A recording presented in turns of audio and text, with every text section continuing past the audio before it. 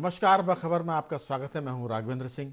बखबर में आज हम बात करेंगे मध्य प्रदेश सत्ताधारी भाजपा के बारे में। दरअसल बीजेपी का पिछले चुनाव से संकट ये है कि जो बगावत होती है उससे काबू में कैसे किया जाए। अगर बागी लोग काबू में नहीं आए तो फिर जो 2018 में दिक्कत आई थी वही दिक्कतें 2023 में भी बनी हुई दिख रही हैं। तो भीतर घातियों पर कैसे लगेगी लगाम, क्योंकि भीतर घाती बिगाड़ेंगे चुनाव का खेल। इसी महत्वपूर्ण मुद्दे पर हम बात करेंगे। चर्चा करने के लिए स्टूडियो में हमारे साथ हमारे वरिष्ठ साथी मौजूद हैं, पत्रकार योगीराज योगेश जी। स्काइप पर जुड़ेंगे मध्य प्रदेश के पत्रकारों में देवदत्त दुबे जी और डॉक्टर राहुल रंजन। आप सभी का बहुत बहुत स्वागत है। असल में हर दल की सियासत में एक दिक्कत होती है कि चुनाव के वक्त जो असंतुष्ट होते हैं उनको कैसे मनाया जाए। भाजपा के पास इसके लिए अपना एक सिस्टम था और सिस्टम आज भी है, लेकिन वो कमज़ोर पड़ गया है।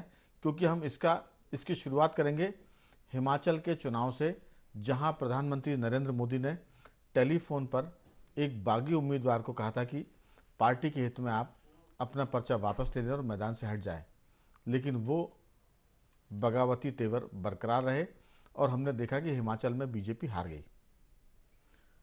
और यही हालत 2018 में थी।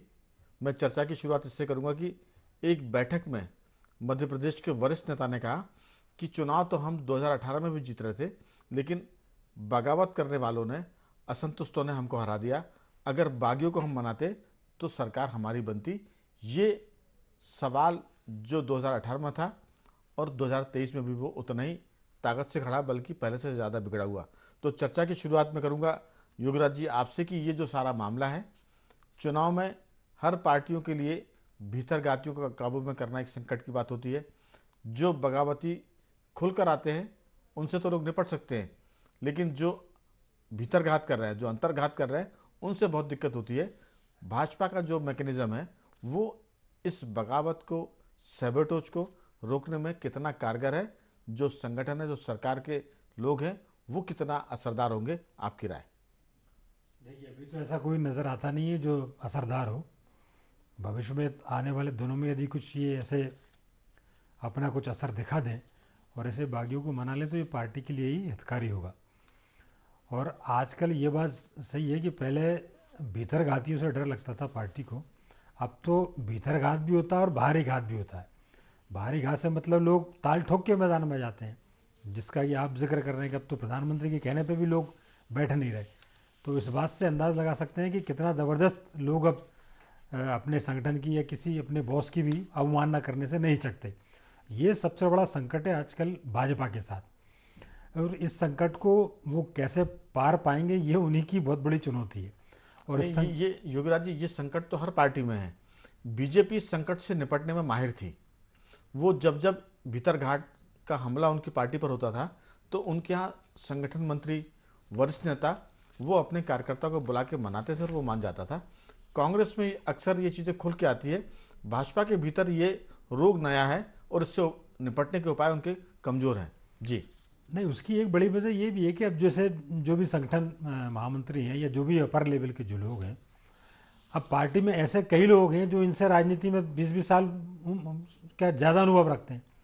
अब ऐसे अनुभवी लोगों को ये नए संगठन महामंत्री कैसे उनको कंट्रोल कर पाएंगे, कैसे उनको मना पाएंगे, क्योंकि सब बड़े पदों पर नए लोग बैठे हुए हैं। और मान लो बैठे भी हैं नए लोग, मान लो बैठे भी हैं, तो आपका तादाद में लगातार उनसे नहीं है। केवल जब चुनाव आते हैं तब आपका इंटरेक्शन उनसे हो पा रहा है। जो बार बार संगठन में जो बात कही जा रही है कि आप लोगों से इंटरेक्ट करें, लोगों के जाके उनसे मेल मुलाकात, ना केवल मेल मुलाकात करें बल्कि उनके साथ टाइम स्पेंड करें, पर ये तो कोई हो ही नहीं रहा। सबसे बड़ी दिक्कत यही हो पा रही है कि आप उनके विचारों को ही नहीं समझ पा रहे हैं कि आखिर वो क्या कर रहे हैं, उनकी क्या दिशा है, वो कहाँ जाना चाहते हैं और वो क्यों ऐसा कदम उठा रहे हैं, वो क्यों असंतुष्ट हैं। तो यदि आप उनकी इस भावनाओं को पहचानेंगे और उनको संतुष्ट करने की कोशिश करेंगे तो हो सकता है मामला बिल्कुल बात बन जाए। तो यही है कि अगर आपने संतुष्ट कर दिया तो बात बन जाएगी। लेकिन मेरा सवाल देवदत्त जी आपसे भी रहेगा कि जो लोग चुनाव लड़ना चाहते हैं उनका अगर टिकट कटता है या किसी सिटिंग एमएलए का टिकट कटता है, तो चुनाव लड़ने की इच्छा रखने वाला का टिकट कटना यानी दावा खारिज होना और एक सिटिंग एमएलए का टिकट कट जाना, इन दोनों स्थितियों में जो बगावत होगी, जो असंतोष होगा, उसको झेलने के लिए पार्टी का जो मैकेनिज्म है वो कितना स्ट्रांग है। क्योंकि पिछली बार जो स्थितियां थी, वो पार्टी का जो संगठन था, जो पार्टी के लीडर थे, वो उस बगावत को रोक नहीं पाए। नतीजा ये हुआ कि बीजेपी किनारे पर आकर सत्ता से दूर हो गई। यही स्थिति अब है। अभी तो नारा दिया है 51% वोट पाने का। पिछले चुनाव में बीजेपी को मिले थे 41% वोट। 41% वोट पिछली बार थे। 10% के जंप की बात हो रही है। और तैयारी क्या है कि पिछले 3-4 महीने के भीतर बीजेपी ने अपने लगभग 20 के आसपास जिलाध्यक्ष बदल दिए। ये कुल संगठन का लगभग 40% है। अगर आप 40% जिलाध्यक्ष बदल रहे हैं चुनाव के 8 महीने पहले, तो फिर आप किस हिसाब से चुनाव की तैयारी कर रहे हैं और किस ढंग से आप असंतुष्टों को मनाएंगे। क्योंकि संगठन में भी आप असंतुष्टों की फौज खड़ी कर रहे हैं। आपकी राय कि ये मामला कितना उलझा हुआ है और इसका सिरा कहाँ है? राघवन जी, जैसा 2018 के विधानसभा चुनाव के परिणाम देखे तो 109 सीटों भाजपा की आई थी और 8-9 सीटें जो कम पड़ी थी वो उंगलियों पे गिनी जा रही थी। जैसे रामकृष्ण कुसमरिया खड़े हो गए बगावत, उनको टिकट नहीं दिया, तो पथरिया, दमोह और एक हटा सीट नहीं जवेरा, 3 सीटों पर उन्होंने असर डाला। धीरज पटेरिया ने जबलपुर में, समीक्षा गुप्ता ने ग्वालियर में, ऐसे सब गिने जा रहे थे कि कैसे कैसे ये लोगों ने बगावत करके हराई। इसलिए इस बार बगावत पर, थामने पर जोर दिया जा रहा है।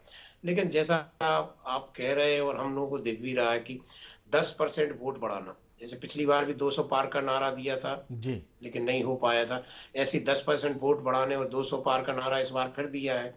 लेकिन यदि ये उस लक्ष्य की तरफ बढ़ रहे होते तो जैसे नगर निगम चुनाव है तो 16 थे इनके पास, तो 16 में 15 जीत लेते, अभी 7 सीट हार गए। कुछ पंचायत चुनाव में भी गड़बड़। तो इसलिए जो बैठकों का दौर चल रहा है इस बार देखें आप कि सर्वाधिक संगठन के जो जो अच्छे मजबूत नेता, चाहे अजय जामवाल हो, शिव प्रकाश हो, वो लगातार प्रवास कर रहे हैं, एक एक गांव आदिवासी में जा रहे, बैठ के ले रहे। वो इसलिए कसावट है कि अभी मंजिल बहुत दूर है। और इस बार आपने देखा हो कि बयानबाजी में भी कोई पीछे नहीं। 18 के पहले ऐसी स्थिति नहीं थी जैसी इस बार है। कोई कुछ भी बयान दे रहा है, चाहे वो अजय बिश्नोई हो, उमा भारती को, बहुत सारे लोग। तो पार्टी ये भी समझ रही है कि अब वैसी लहर जैसी स्थिति नहीं है, आंधी जैसी स्थिति नहीं है। और दूसरा, कांग्रेस सक्रिय है जैसी 18 के पहले नहीं थी। अभी तो 3 साल से लगातार एक तरह से प्रतिशोध की ज्वाला में जलती हुई कांग्रेस सत्ता में आने के लिए बेताब। तो इन सब परिस्थितियों से, पंचायती राज, नगरीय निकाय परिणाम से पार्टी के अंदर खाने में बहुत उथल पुथल है। बाहर वो सब कहते हैं कि हम जीत रहे, कोई कभी दल नहीं कहता, ना पार्टी कहती, ना व्यक्ति कहता, सब जीत रहे हैं। लेकिन अंदर उनको जो तैयारी करना है उसी के लिए पूरी कवायद चल रही है। और मुझे लगता है कि बहुत बड़ा लक्ष्य है 10% वोट बढ़ाने का और 200 सीट पार होने का। क्योंकि जो परिस्थितियां अभी हम और आप देख रहे हैं, मैदान में घूमते हैं, तो इतना आसान नहीं है। इसी कारण ये पूरा सब जो चल रहा है, बैठकों का दौर, समझाइश दरअसल और देवदत्त जी, अनुसार। चुनाव और युद्ध तो सिपाही जी, जिताते हैं, कार्यकर्ता जिताते हैं। सिपाही के तौर पर अब कार्यकर्ता हैं। कार्यकर्ताओं की स्थिति ये कि जो 50 के पार का कार्यकर्ता है, हम फोकस कर लें सिर्फ नगर निगम के चुनाव पर। आपने कहा कि 16 में से आप एक आध नगर निगम हार जाते, 15 जीते थे, लेकिन आप 7 नगर निगम हार गए। तो कहीं ना कहीं ये वो संकेत हैं जो बता रहे हैं कि विधानसभा का चुनाव आसान नहीं है, 2018 की तुलना में और भी कठिन है। और बीजेपी में बिल्कुल। भले ही राष्ट्रीय नेता आके यहाँ बातचीत कर रहे हैं, लेकिन वो राष्ट्रीय नेता कितने असरदार हैं कार्यकर्ताओं पर, कार्यकर्ता उनका कितना सम्मान कर रहा है, या कार्यकर्ताओं की वो कितनी चिंता कर पा रहे हैं। पहले के जो प्रभारी हुआ करते थे भाजपा के, वो कार्यकर्ताओं से कनेक्ट होते थे, जुड़े रहते थे, और कार्यकर्ता जनता से जुड़ा होता था। 20 साल की सत्ता में भाजपा का जो नया कार्यकर्ता है वो जनता से कट गया है, वो अपने धंधे पानी में लग गया है। और बाकी जो लीडर हैं वो अहंकार, क्योंकि कई बार मुख्यमंत्री और संगठन के लोग कह चुके हैं कि आप अहंकार छोड़ दीजिए, आप लोगों से मिलिए, गांव में प्रवास करिए, गांव में ठहरिए, ना तो इस पर अच्छे परिणाम आ रहे हैं। बार बार वो मुरलीधर राव कहते हैं कि आप जनता से जुड़िए, फिर वो ये कहते हैं कि आप अपने सोशल मीडिया में फॉलोअर बढ़ाइए, अगर आप नहीं बढ़ाएंगे तो हम आपको पद से हटा देंगे। लेकिन हर बार वो उनका सिर्फ चेतावनी होती है, परिणाम के तौर पर कुछ नहीं आता। तो कहीं ना कहीं ये दिक्कत जरूर है कि जो लोग जनता से या कार्यकर्ता से जुड़ना चाह रहे हैं, उनका मध्य प्रदेश से की मिट्टी से और यहाँ के लोगों से जुड़ाव नहीं है। जब तक आपके रिश्ते नहीं होंगे तब तक कोई आपकी बात क्यों मानेगा? देवदत्त जी। आपने सही कहा। जिस जमीनी काम करने के लिए पार्टी जानी जाती थी कि चना खाकर भी लोगों ने काम किया, और प्रवास जिसका महत्वपूर्ण शब्द हुआ करता जी। था, वही पार्टी अब सोशल मीडिया के माध्यम से सक्रियता का आकलन कर रही है। और जो जिला अध्यक्ष बदले जा रहे हैं, आप हम जानते हैं कि बीच युद्ध में कभी सेनापति नहीं बदला जाता, ना सेना बदली जाती, लेकिन अभी वही दौर भाजपा में चल रहा है बदलने का, कि और कितने अभी बदले जाना है, किस किस को बदला जाना है, धड़ाधड़ कुछ बदले कहा जा नहीं रहे जा हैं सकता। देवदत्त जी। अब इक्का दुक्का बिल्कुल। करके परिवर्तन हो रहा है, जिले के अध्यक्ष बदले जा रहे हैं। मैं लौटूंगा आपके पास। राहुल जी, सारा मामला इसलिए भी गंभीर है क्योंकि भाजपा को अंदर खाने की खबरें मालूम है। अभी बीजेपी की एक बैठक हुई थी, उसमें एक बड़े नेता ने कहा था कि हम तो 2018 का चुनाव जीत जाते अगर हम बगावत को रोक पाते। इसके बाद अभी हाल के चुनाव की बात करें नगर निगम के, उसमें भी ये कहा कि अगर हम नगर निगम के चुनाव में बागियों को मना लेते तो बीजेपी का नगर निगम का जो मामला है वो 16 में से एक आध दो नगर निगम हारते, बाकी 14-15 उनकी हो जाती। आपकी राय कि असल मर्ज कहाँ है?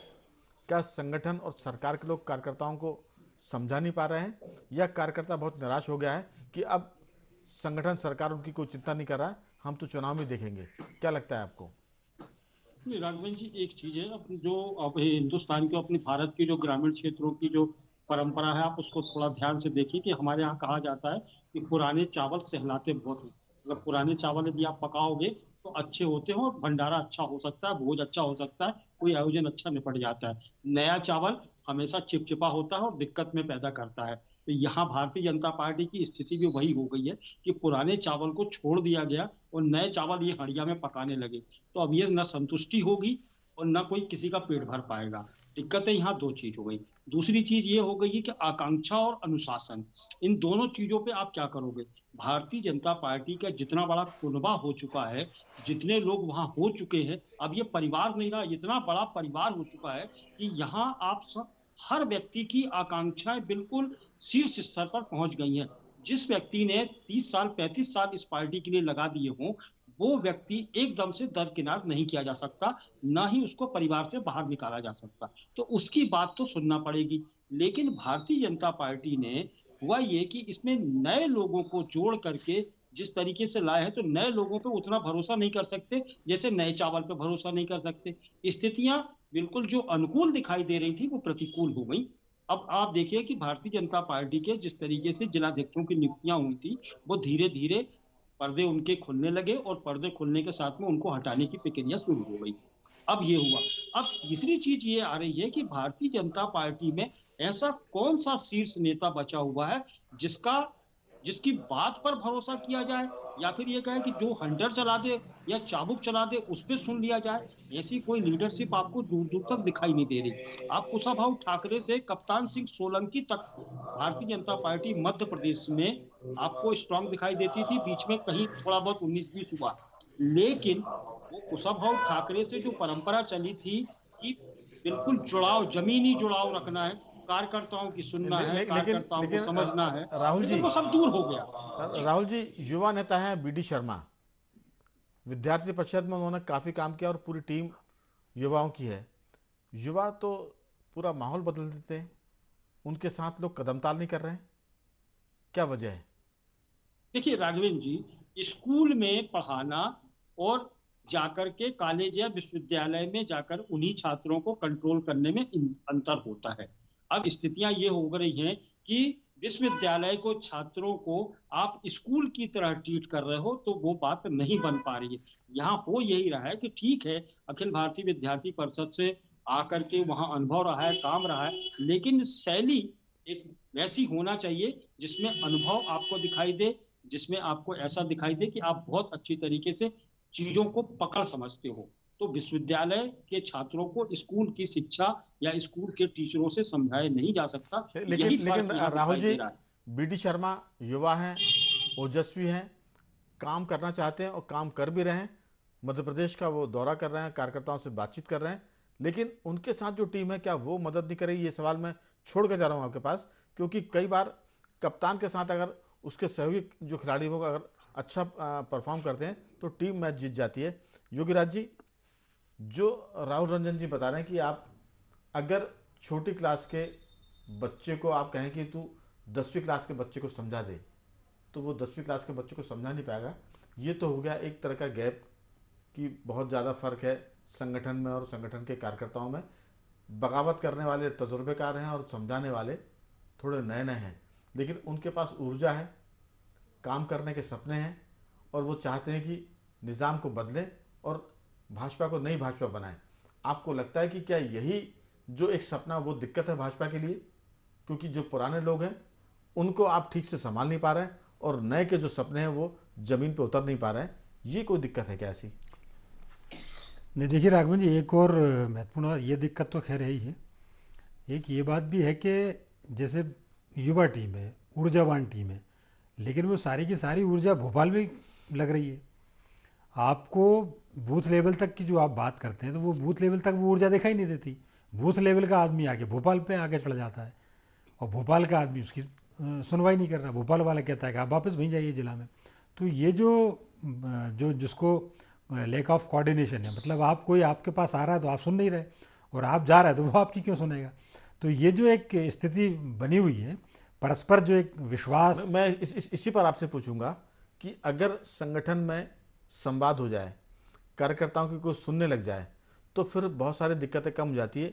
एक भाजपा के बहुत पुराने कार्यकर्ता हैं, उनका कहना ये है कि सरकार में जो लोग हैं वो अगर मुलाकात नहीं करते तो समझ में आता है, क्योंकि वो सरकार में काम कर रहे हैं, उनके पास वक्त नहीं है। लेकिन संगठन का तो काम ही है लोगों से मिलना जुलना, और संगठन के जो बड़े पदाधिकारी हैं अगर वो पिछले 3 सालों से मिलने का वक्त नहीं दे रहे हैं किसी को, तो फिर ये माफ़ी के काबिल नहीं होता है। किसी भी पार्टी की बात कर रहे हैं हम, ये कांग्रेस में भी हो, ये भाजपा में भी है। अगर संगठन अपने कार्यकर्ताओं के लिए समय नहीं देगा तो वो संगठन नीचे जाएगा। कांग्रेस ऐसा करेगी तो वो घाटे में जाएगी और बीजेपी ऐसा करेगी तो वो घाटे में जाएगी। तो जो लोग समय नहीं दे पा रहे हैं वो अपना आकलन करें और अपने कार्यकर्ताओं को समय दें, ताकि चुनाव में ठीक से परफॉर्मेंस हो, प्रदर्शन अच्छा हो और जो उन्होंने लक्ष्य तय किया उसकी पूर्ति हो। सबसे बड़ी बात है समय देना। समय को नहीं दे पा रहा है, वो मुख्य मूल बात वही है। अब देखिए, मान लो कोई छोटे स्तर का कार्यकर्ता यदि भोपाल आ रहा है, वो कि नहीं भाई मेरी वो जिले में तो उपेक्षित है ही, तभी तो भोपाल आ रहा है वो, और भोपाल आके यदि उसको ये जवाब सुनने को मिले कि नहीं साहब आप तो वो जिले में जाइए, आपकी समस्या वहीं सॉल्व होगी, तो वहीं की तो समस्या थी जो सॉल्व करने आपके पास आया था वो, और आप वापस उसको वहाँ भेज रहे हो। तो ये जो विश्वास की जो मैं कमी की जो बात कर रहा हूँ जी, आप यदि वो गांव से आ रहा है तो आप सुन लो उसकी बात, ठीक बात, क्योंकि वो सुन ले, आप यदि उसकी सुन लोगे इतने में वो संतुष्ट हो जाएगा। बिल्कुल, वो जाके बताएगा लोगों को, नहीं भाई मैं वहां गया था और मेरी बड़ी अभी ये इसी किस्म की बातें कांग्रेस के भीतर भी हैं। कांग्रेस में ऐसी खबरें आई कि जो कमलनाथ जी उन्होंने जिन विधायकों को टिकट काटने का मन बनाया, उन विधायकों से उन्होंने मिलना बंद कर दिया है। देवदत्त जी, अगर किसी सिटिंग एमएलए का आप टिकट काटेंगे तो वो जीत भले ना पाए, लेकिन अगर वो बगावत करेगा तो पार्टी को हराने की ताकत तो रखता है। तो कांग्रेस में भी ये गलतियां हो रही हैं कि जिनका टिकट काट रहे हैं उनसे संवाद ही नहीं कर रहे हैं। भाजपा में ये दिक्कत है कि जो राष्ट्रीय पदाधिकारी आ रहे हैं, जो प्रभारी हैं, जो प्रदेश के जिनका काम है कार्यकर्ताओं से संवाद करना, शिकायत ये हो रही कि जो पुराने कार्यकर्ता हैं उनसे संवाद नहीं हो रहा है, उनसे बातचीत नहीं हो रही है। इसलिए उनके भीतर की जो दिक्कतें हैं, जो एक तरह से ग्राउंड जीरो पर जो समस्या हैं, उसका निदान नहीं हो पा रहा है। और ये अगर निदान नहीं होगा तो हर पार्टी मुश्किल में जाएगी, चाहे वो कांग्रेस हो चाहे बीजेपी हो। चुनाव में उसको इसका नुकसान उठाना पड़ेगा। आपकी राय? देखिए, इन दलों की स्थिति इस समय वैसी है जैसे टाइम टेबल आने के बाद परीक्षार्थी फिर किताबों को झाड़ता फूकता और फिर सवाल हल करने में जुट जाता है, फिर उसमें अधूरे अधूरे मन से और फिर जो परिणाम आता है सबको पता है। लेकिन जो विद्यार्थी पूरे साल मेहनत करता है उसकी अलग होती। अब इन लोगों ने जो उपेक्षा की कार्यकर्ताओं की, नेताओं की, अब चुनाव आए तो याद आने लगे, कोई दुलार रहा है, कोई फटकार रहा है। तो ये जो वहापोई की स्थिति बन गई है, इसके कारण और परिस्थितियां लेकिन देवदत्त जी, अभी तो जिन विधायकों को टिकट काटे जाने हैं, जिनको नया प्रत्याशी बनाना है, उनको छोड़कर उन विधायकों से कांग्रेस में लोगों ने मिलना बंद कर दिया है। भाजपा के वो कार्यकर्ता जो लोगों को जिता सकते हैं उनसे संवाद नहीं हो पा रहा। वो कह रहे हैं कि हम तो कई दिनों से टाइम मांग रहे हैं लेकिन हमको टाइम नहीं मिल रहा। तो ये स्थितियां दोनों पार्टियों में है, बीजेपी कांग्रेस में। सवाल है कि जिस पार्टी में मनाने वाले लोग अच्छे हैं नाराज को, वो पार्टी चुनाव में जीत जाएगी। जी, ये होता ही है। जब भी परिवार में कुछ ऐसा होता है तो बड़े बुजुर्ग जो मना लेते हैं तो बच्चे मान जाते हैं और सही दिशा में लोग काम करने ठीक। लगते हैं। तो यहाँ मनाने की बजाय और ऐसी डांट फटकार लगाते हैं कि यदि वो मन बना के आया हो कि हम पार्टी के लिए काम करेंगे, और बेचारा निराशा से और अपमान के भाव से बाहर बिल्कुल। जाता है। बिल्कुल। तो राहुल जी, ये जो कमी है, ये जो देवदत्त जी बता रहे हैं कि अगर मनाने वाले को आपने नाराज को आपने ठीक से मना लिया तो फिर मामला सुलझ जाता है, लेकिन मनाने के लिए आपको पहले तो बात करनी पड़ेगी, समय देना पड़ेगा, उसकी सुनना पड़ेगी। अगर सुनने का समय नहीं है तो फिर जो आदमी नहीं मानने वाला है वो बगावत करेगा, और नतीजे हर पार्टी को दिखना चाहिए कि वो अब चुनाव हारने वाली, चाहे वो बीजेपी हो चाहे वो कांग्रेस हो। आपकी इस मामले में बहुत संक्षेप में टिप्पणी कि अगर आपको बगावत रोकनी है तो अभी से लोगों को सुनना पड़ेगा, समझना पड़ेगा, उनकी दिक्कतों को दूर करना पड़ेगा, जो उनकी शिकायतें हैं। आपका इसमें अंतिम वाक्य, अंतिम विचार। राघवन जी, एक चीज है कि अब आप जब सार्वजनिक रूप से ये घोषित करते हो कि कार्यकर्ता हमारी पूंजी है, हमारा बिल्कुल रिजर्व फंड है, इसको हम मौके पर खर्च करेंगे, तो भाई रिजर्व फंड को इकट्ठा करने के लिए और जमा पूंजी को आपको सहेजने के लिए भी बहुत सारी चीजों की आवश्यकता पड़ती है। लेकिन ये हो रहा है कि सिर्फ पूंजी है ये कह देने से कार्यकर्ता खुश नहीं होता। यदि आप कार्यकर्ता को अपनी पूंजी मान रहे जी, हो तो उस बिल्कुल। कार्यकर्ता को बिल्कुल। आपको महत्व भी देना पड़ेगा, उस कार्यकर्ता की बात भी सुनना पड़ेगी। यहाँ ब्यूरोक्रेसी नहीं है, राजनीति है। बिल्कुल। यदि आपको राजनीति तो करना है कुल तो मिलाकर आपको सुनना पड़ेगा उनको। आप सबकी जो महत्वपूर्ण राय वो ये है कि हर पार्टी जो चुनाव जीतना चाहती है वो अपने कार्यकर्ताओं की बात सुने, उनको सिर्फ ये ना कहें कि वो उनके लिए महत्वपूर्ण है, उनको लगना भी चाहिए कि वो सच में महत्वपूर्ण है। तो बाखबर में आज सिर्फ इतना ही। मैं तीनों मेहमानों का धन्यवाद करूंगा। देवदत्त जी आपका भी साधुवाद, राहुल जी आपका भी, और योगीराज जी आपका बहुत बहुत धन्यवाद। तो कुल मिलाकर भीतरघातियों का जो मामला है वो चुनाव में तकदीर को बदलने वाला होगा और तस्वीर को बदलने वाला भी होगा। जिन्होंने भीतरघातियों को साथ दिया वो चुनाव में जीत सकते हैं। बखबर में आज सिर्फ इतना ही। कल किसी और मुद्दे पर बात करेंगे, तब तक बने रहिए हमारे साथ और देखते रहिए IND24।